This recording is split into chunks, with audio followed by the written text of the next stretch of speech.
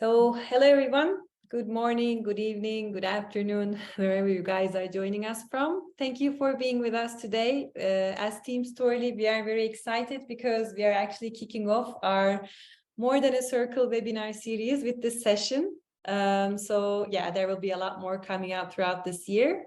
And just before we start, in case you wonder about the phrase more than a circle, where it is coming from, it has actually a special meaning for us. When we think about Storyly stories, we always say that the starting point of our story is actually more than just a circle. Because unlike the stories that we all know from social media, the gateway to Storyly stories does not have to be just circle. It can be rectangle, square, or circle, or any shape. It can take any form you like, so it's fully flexible. And the second is more philosophical, actually. It's like a gateway for us to a world of endless creativity, imagination, and the boundless possibilities. So you can deliver amazing content with Storyly stories. So your creativity is your only limit. And that's why we wanted to name these gatherings like that also, because we want these webinars, these sessions to be something more than just mere discussions.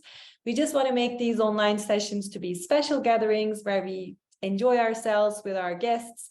We talk about disruptive ideas and just, have some impact on the ecosystem that we all live in. And I hope that you will all enjoy it and leave these sessions with just a sip of inspiration that will spark your creativity.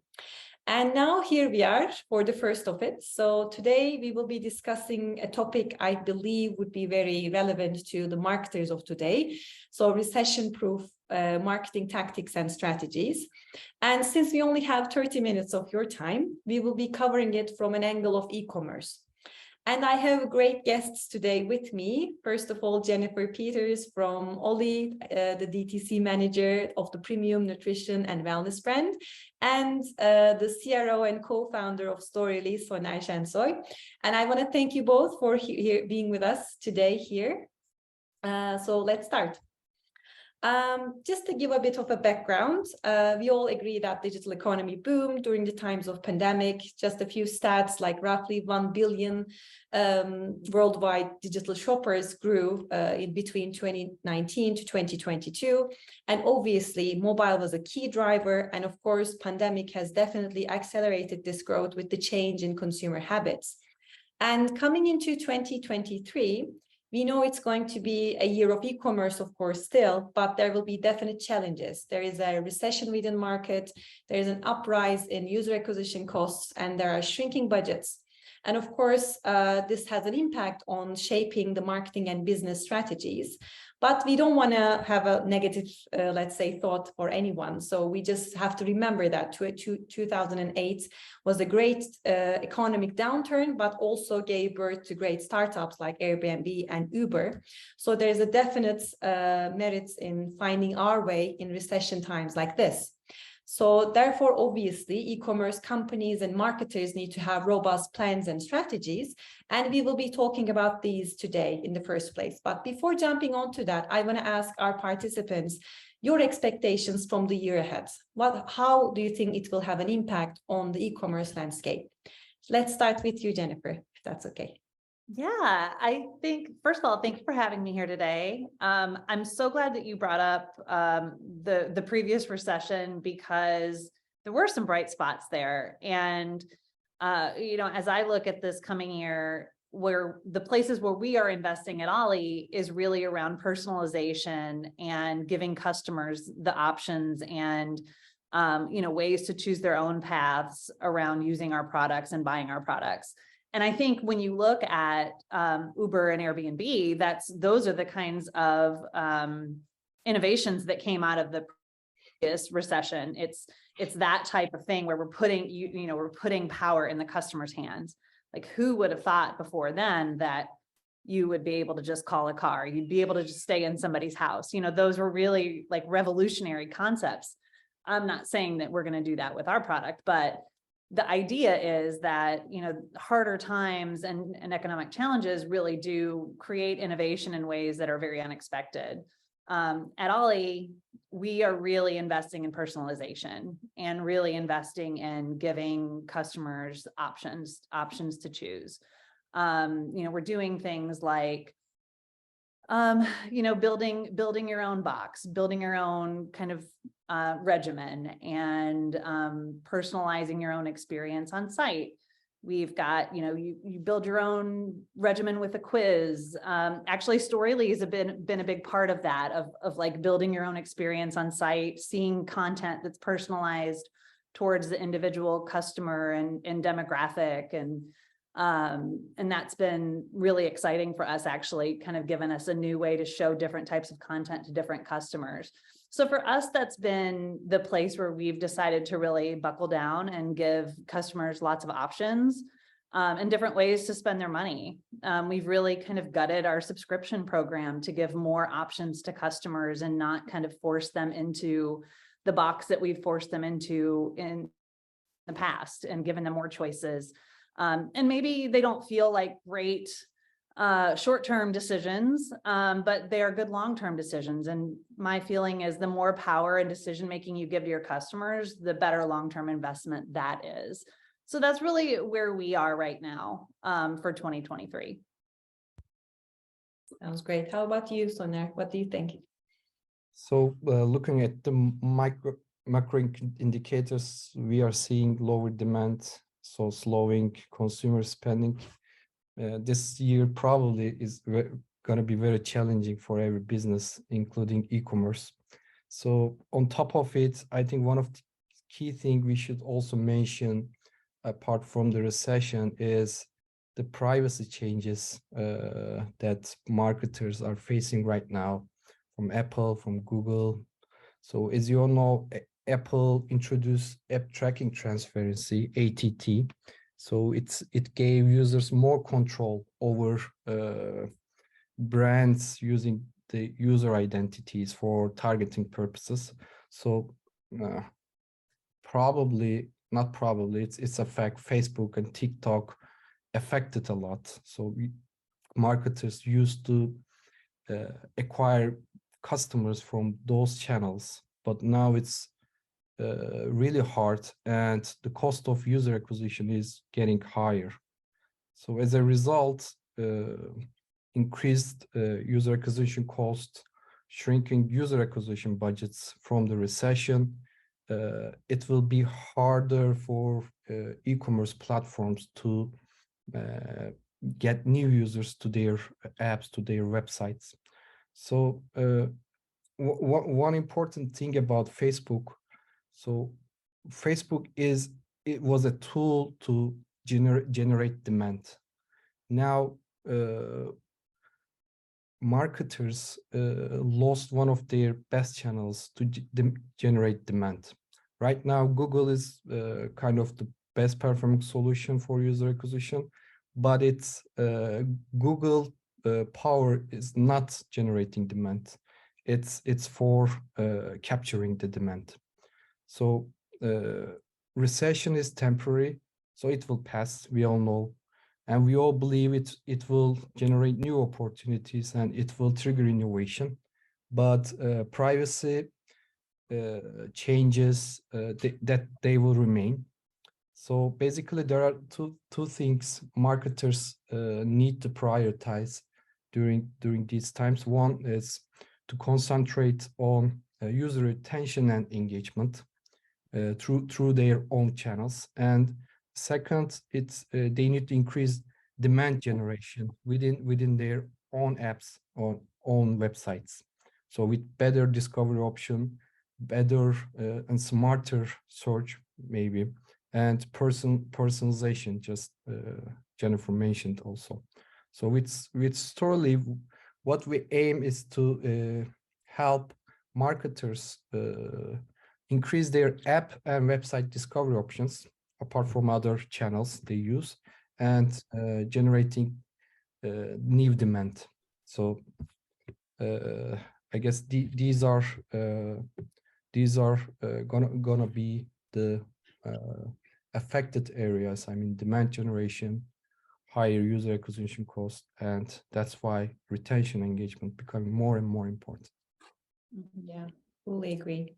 Actually, these are also in line with what we have covered in our recent publication of recession-proof marketing strategies that we came up with. And I think we will cover personalization more. But before that, there is one thing that I want to also ask about. And I think OLLY is a very inspirational brand. That's why I also like this question. So one thing that we mentioned in there was inspiration. And when we say inspiration as part of strategy, it sometimes surprises people. But for instance, a fact from Pinterest, which is basically all about inspiration, they have inspiration in the core of their own value proposition.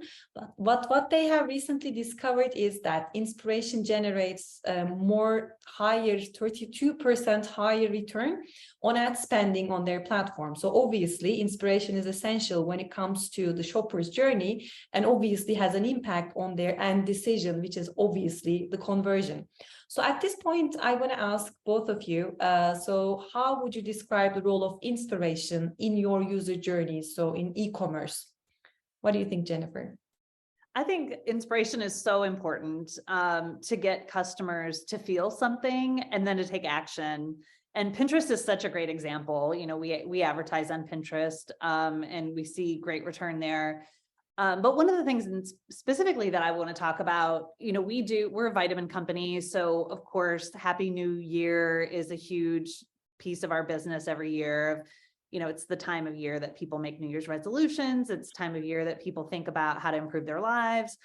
And for us, it's also a time of year, like mental health is very important to us as well as physical health. And one of the things that we really thought about this year is that people put a lot of pressure on themselves every year to kind of do all these things and, you know, feel all these things around New Year's resolutions. And we really kind of tried to flip that on its head this year and kind of talk about like New Year's evolutions versus like New Year's revolutions, and just try to do little things that make your lives better instead of like these big, huge things like I'm gonna, you know, lose 100 pounds. I'm going to do this. I'm going to do that. Like, you know, our feeling is like, just try to get a better night's sleep. Just try to do these little things that make your lives like incrementally better.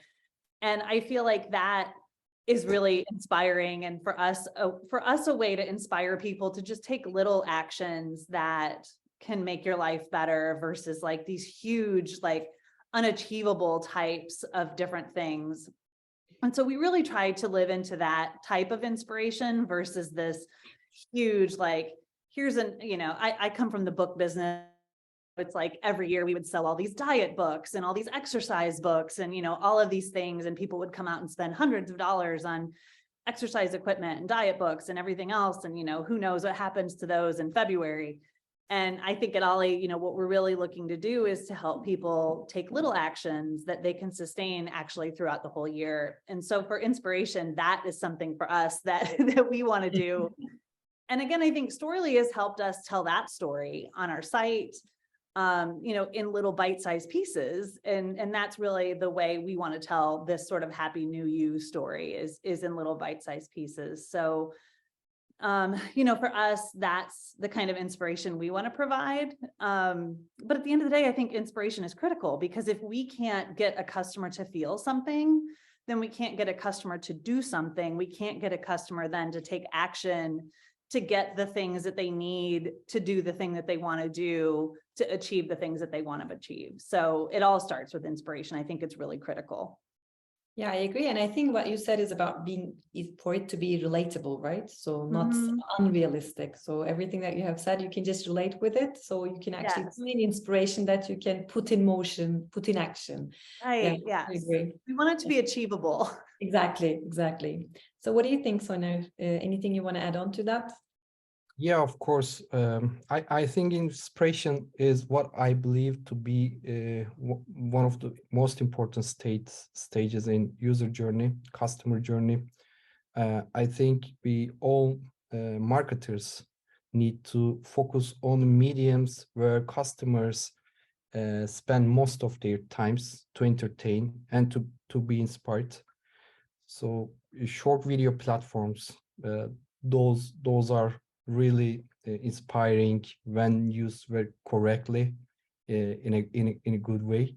So we see short video platform session times are increasing. Videos watched per person are also increasing dramatically.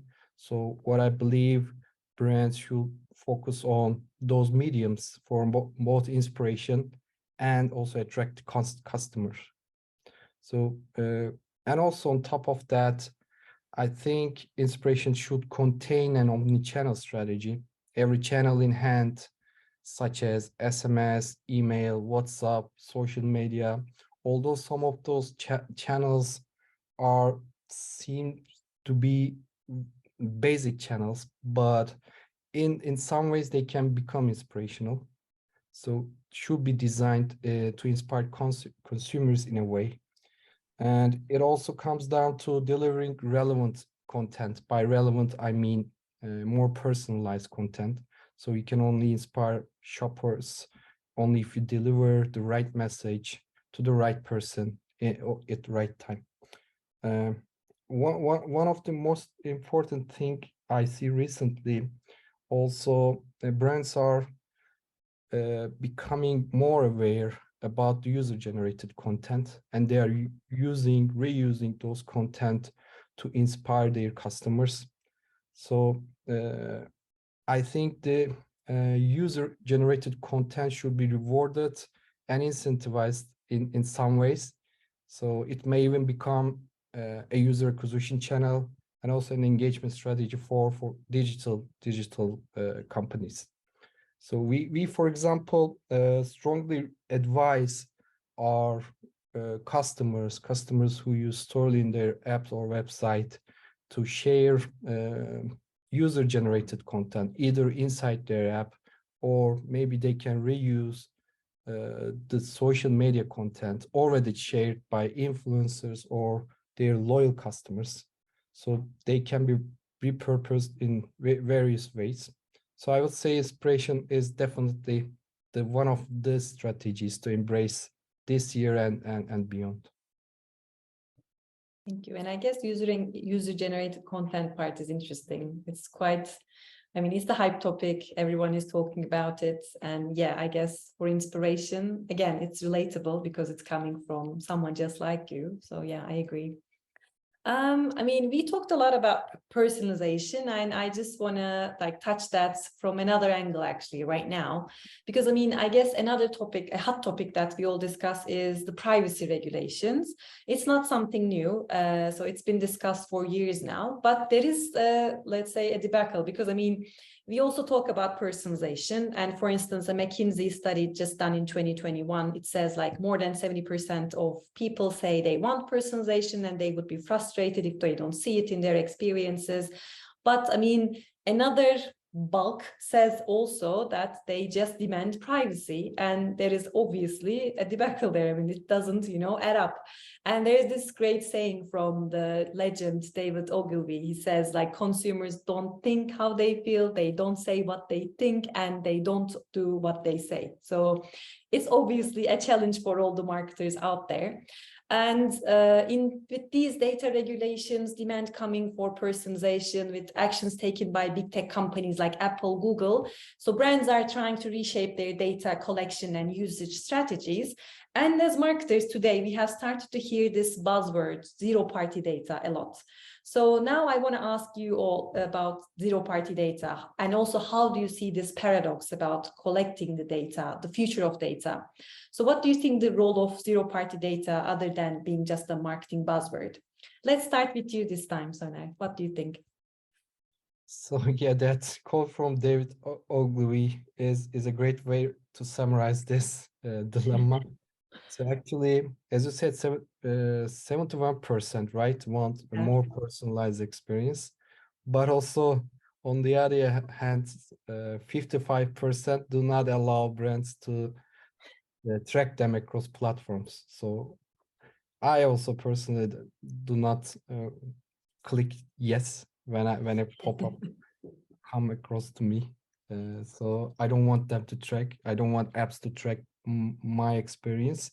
But yeah, it's really hard with the privacy changes to design our journeys with personalized experience. So one of the most important thing is the first party data, but I think the savior of the day will be the zero party data. It's more relevant and more important. So it's important because it's provided by your own users 100% voluntarily. So it's really accurate and it reduces the guesswork. There's the definition is not hard actually. So one of our team members, I remember his post on LinkedIn. He wrote like, if a child writes a letter to Santa Claus for a Christmas gift, for his dream gift, so and parent buys that item, so it's the zero party data, and it's accurate, right? It will definitely make the day for the kid.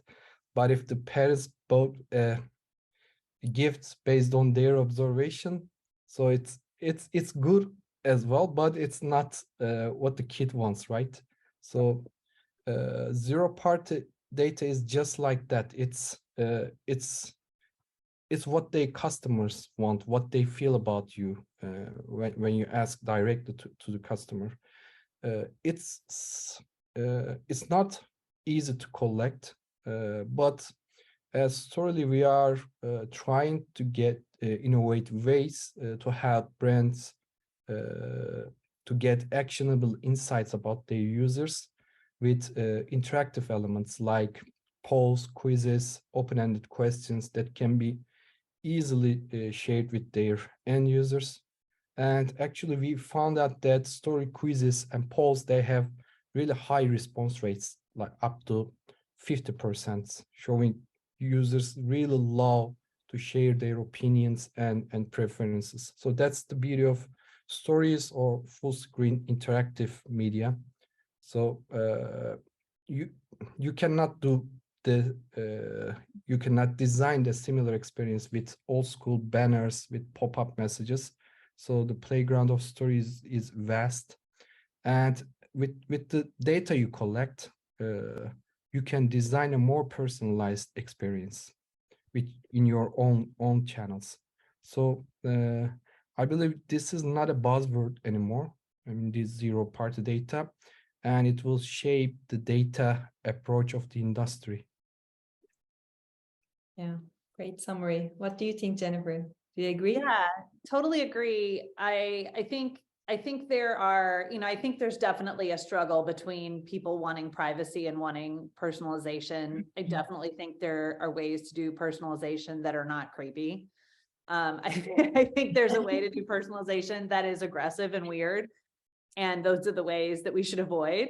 I think there are a lot of ways to do personalization where we're meeting customers where they are and not, there are subtle ways to do it with remarketing and using the tools that we have to do it in ways that make sense and that are smart. I'm really glad, Sonar, you brought up the polls, because honestly, that's been one of our favorite things about Storyly. And it's so different than sending out a survey or sending out, or even doing like a survey on social media or anything like that. And I think one of the stories I told all of you was we're known for our gummy vitamins, and we introduced a line of soft gels a couple of years ago. And, we've had a struggle with customers calling in and complaining that our soft gels they taste terrible. And we're like, you're not supposed to taste them, you're supposed to swallow them. And, we really just couldn't figure out what was going on. And we just didn't really understand if it was a widespread issue that people were trying to chew our soft gels. And so we used the Storyly the little poll to try to figure out if it was like really a widespread issue, if people were trying to chew our soft gels. And we found out, yes, it is truly a widespread issue. People are definitely trying to chew our soft gels. In that it was like an easy, fun, cute way of doing it. And also being able to communicate like, no, don't do that. They're not for chewing. That could have been a big deal in a big communication and, an email campaign. It just would have been, it would have had like a more negative feel. It could have had, a heavier feel had we had to use other communications types, other communication channels to try to get that to our customers. But because we were using this poll, it was fun, it was cute, it was light. It also helped us change our messaging as a whole, and, you know, showing our soft gels with a glass of water, for example, and like somebody putting it in their mouth with a glass of water. Like, don't chew that. So, you know, I think it's a great way for us to kind of like just like test messaging a little bit before we go full into changing a complete approach, a complete marketing approach when it comes to different product lines and that sort of thing. So I think, you know, I think that's a really great thing. But I think when it comes down to it, for us, you know, that customer data, if it's not, my feeling is if it's not actionable, don't ask for it. If you're not going to do something with it, don't ask for it. If you can't do something with it, don't ask for it. Like, if you're going to get it, make sure that you can use it, and make sure it's something that you can use to make your customers' experience significantly better. And ultimately, I think the customers, you know, will get that back in their experience. And, you know, that again, like, there are ways to use personalization that are smart, that are not creepy, that are not aggressive, that are subtle, and that ultimately can drive your conversion. And those are the ways to go about that. I think it's similar with the analogy, right? If the kid didn't get the gift, obviously he will be frustrated. And in your case, for instance, if you collected the data and did nothing about it, obviously the customers will be frustrated. But agreed. Like, why did you ask me that? Yeah, if you exactly. not do anything with it? Exactly. No, I think that's very true. And I mean, the example with the soft gummies, right? So, I mean, if you haven't, acted on it, obviously the frustration will continue, but it's a great example of use the zero-party data that you collect from the customers. So yeah, I guess it's not a buzzword for sure, but you need to act on it. If you want to collect it, you have to know how to act on it, obviously. I mean, yeah, great. So moving forward, the digital economy boomed, everything is great, but inevitably, obviously, competition also boomed. And e-commerce landscape is like a minefield, obviously. Everyone is trying to, you know, stand out from the clutter, cut through the noise, and win the headspace and drive engagement, collect those users, boost conversion. So you need to differentiate. So at this point, I want to talk about practical tactics. So what do you think marketers can do different this year? Is there any good examples you have in mind that inspired you? Or in your case, Jennifer, for instance, if you have anything in mind that you guys are going to put in motion that you want to share with the marketers today that are listening to us? Let's start with you. For us this year, you know, I mean, I think it's being smart, it's using our budget well, but for us, honestly, it's doubling down on our mission, doubling down on who we are and what matters most to us, our mission, our people, our customers, our product, and just really like being transparent, our integrity, our brand integrity. That is who we are. And I think that in years like this, where times are leaner, that's those are the most important things you can do as a brand, is just be yourself and be who you are and stick to your values. And that is really how we plan on living this year, is prioritizing those things. It's really easy, I think, when times are harder to let things like mission go. And we've made a conscious decision towards the end of last year to really double down on our mission. And our mission is really mental health. You know, it's physical health too, but I feel like a lot of, you know, physical health kind of is assumed because we're a vitamin supplement brand. But mental health, I think for us is really, really important for our customers and also just internally within our own culture of our own company. You know, we see a lot of companies like, you know, REI and Patagonia and, you know, some of these other companies right now, like Zapier and Apple, in this sort of age of tech layoffs, who are actively working and taking steps to not have to lay off employees. And, you know, those are the companies that I think are the ones to look to, and how they're managing their own culture and how they're treating their own people. And, you know, Tony Chocolonely, I think is such an inspiration, number one, because of their mission and what they do in the chocolate business, but also they have like the most incredible product. And I think to be able to have this like amazing mission and like the best chocolate in the business, like that those two things together is just amazing to me. And that's sort of what I would say we aspire to. Sounds great. What do you think, Soner, from a broader perspective? Yeah, I'm seeing a lot of new stuff, inspiring stuff, including from our customers and from OLLY as well. So websites are becoming more engaging. So redesigning basically for mobile experiences, and it's not static anymore. Marketers are using videos a lot in their website. They are using website apps for like communication purposes with their user base. So usage of full screen with shoppable content is also increasing across e-commerce players. It's our data shows also across our e-commerce customers, consumers prefer actually those type of new content over static images. Another thing is about frictionless buying journey. So since the beginning of digital commerce, marketers, product managers, engineers, they innovated a lot to remove frictions in a buyer journey. We all know it. So it's basically they iterated like tens of thousand times. Now it's almost perfect. It seems like a perfect buying journey. And also there are multi-billion companies to solve this problem. And what we believe, there is still so much that can be done to increase the basket size, to decrease the cart abandonment rates. So that's why we built in-store checkout.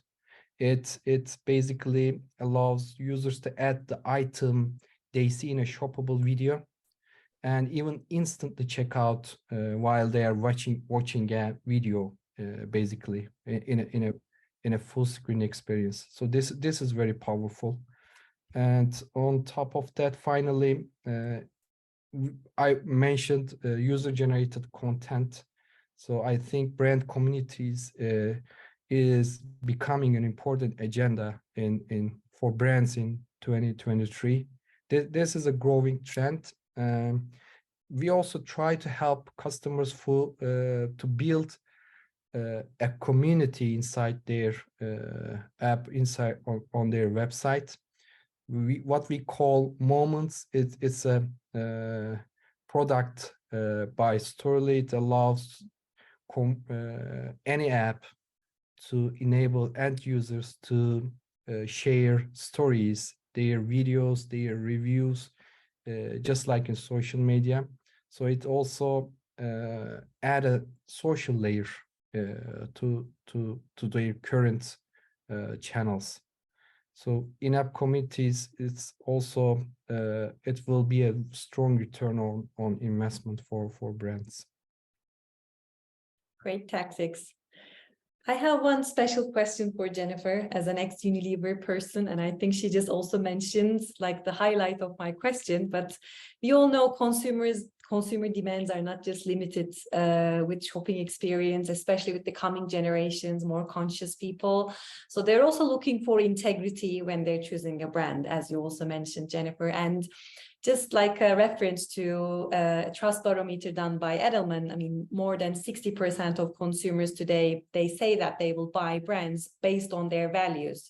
So they demand accountability. And we all know OLLY is actually a part of Unilever Brands, and which is like a company all about like purposeful brands. So within this context, I want to ask you, in e-commerce, do you think purpose is something that marketers should consider in their overall strategies? Oh, absolutely. I mean, we're a B Corp. We are a public benefit company. And I think that, we were before we were acquired by Unilever, and that is a cornerstone of our brand. And I think the great thing is, a lot of the Unilever brands are B Corp and are public benefit companies. And I think it's really easy to exist in the Unilever world as a purposeful brand. Like there are many of those in the Unilever universe. It really gives us a lot of purpose, and it gives us a lot to work for besides just driving the bottom line. And ultimately, like none of us work in CPG to get rich. We're here to do a lot of things. Working in the vitamin and supplement space, we obviously care a lot about health. We care a lot about wellness. And at the end of the day, we all want to make the world a healthier, better place. And that's true, I think, across the board in the Unilever space, whether it's vitamin supplements, whether it's Ben and Jerry's, we're all here kind of trying to do in our own area something to make the world a better place. And the great thing is, that's kind of Unilever's thing too. So we get a lot of support in that area as well. As a marketer, it's great to have some other purpose, because you do feel like it gives you a lot of purpose around what you're doing besides just selling things. I mean, you can just sell things anywhere. And I've been selling things my whole life, and some of it had purpose and some of it didn't. And it feels a whole lot better to be selling something that has purpose. I can definitely say that. So yeah, it's a good feeling to be able to sell things that matter, and then also be able to give back in a really meaningful way, and to work with some of the partners that we work with at OLLY, and to be able to see the impact of our donations and our partnership directly in the community is an awesome feeling. And that's really the way it should be. We should be able to see the good that we can do as a company, directly. So yeah, absolutely. I think it makes it all worthwhile. I agree. And it's a great thing that people are actually demanding for it. So yeah. I think Gen Z is going to demand it, honestly. I mean, I think millennials, it was very much more important to millennials in the previous generations, but I think Gen Z absolutely will demand it from their brands. So I think it's going to become more and more important. Yeah. Okay, so we just, I guess, a bit ahead of our time. So just to wrap up, I just have one last question for both of you. So is there anything else that you want to add? And if you want anything to, stay in the minds of the people who are listening to us, what would you say as like a summary of what we have just talked about? Let's start with you, Jennifer. Yeah, I mean, I think overall, this year is going to be really challenging. I would say it's the last day of January, and based on where we are in January, maybe not as challenging as I thought it was going to be. I was more scared going into 2023 than our January has been so far. So I'm a little more optimistic than I was coming into 2023. But yeah, I think this year is going to be challenging, but I think if we're smart and we are focused on being smart and innovating and using a lot of problem solving and thinking about our customers first, we are going to come out on top with some new skills and some better strategies. And ultimately, we're going to be better off than we were before going into 2024.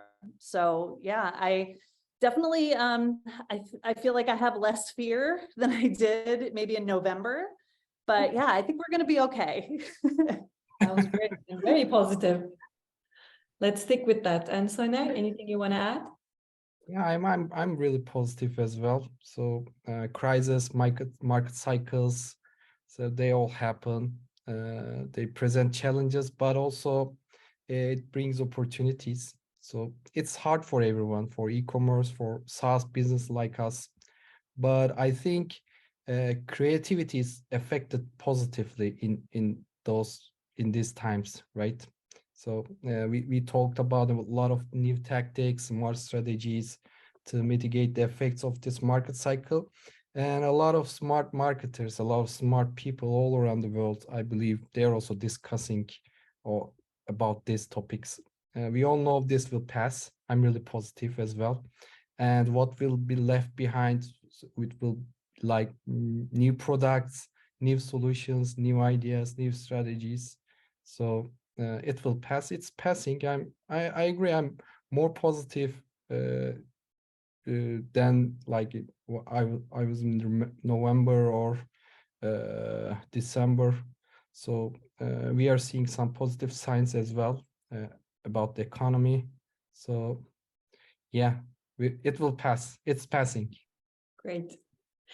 Okay, I just have a couple of questions. I know we're out of time, but just one for Jennifer and one for Soner. So first, Jennifer, to you coming from the audience. So you say you collect data with stories. How does it inform your marketing strategies? Yeah, that's a great question. I mean, it kind of depends on what they are. You know, I use the soft gel example. That was one that we specifically created to gather information to understand if we needed to change our marketing strategy. And that one in particular was around the visual nature of how we show our soft gels. Like if we needed to show them with a glass of water, if we needed to show a person literally swallowing them and not chewing them, just to help customers understand that they were not to be chewed. So that one was like a super specific example. I think with others, you know, we have asked questions like, you know, which things do you like to take together? And so we've asked a lot of questions around like, what kind of different products do you take together? And so that's changed some strategies around like which products we market together. And we've, you know, like built bundles around specific products together. Like, oh, you like to take Hello Happy and Goodbye Stress together. Because everyone in this poll said these are the ones that they like to take together. So we created a bundle that was that were those two products together. So I think it kind of depends on what it is. I would say it's generally product related, or imagery related. I would say we haven't used stories much to like develop copy at this point, but it's been mostly like bundle building, like products that go together kind of thing, or imagery or that type of thing so far.